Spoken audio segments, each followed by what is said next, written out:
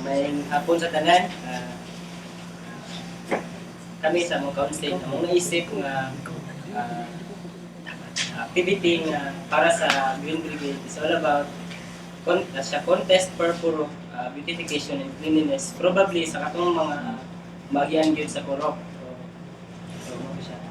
And kani siya murag napud siya assurance nga mahimo gyud siya sa bawat purok kay na siya prizes.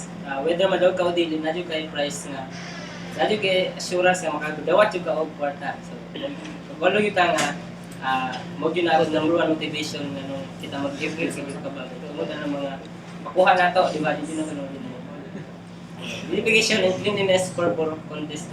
Kaya gibudgetan na mo siya nga 46,500. Kaya nga nandito ko siya kay nag-focus yun sa mga prizes. So, ang first 7,000, second 5,000, third is 3,000, and consolation prize of 1,000.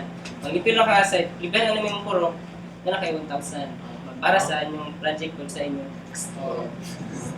Yung may committee, una committee na mo is technical committee, dito na itong dissemination sa mga information, tanan ng mga buluhatong sulugoon.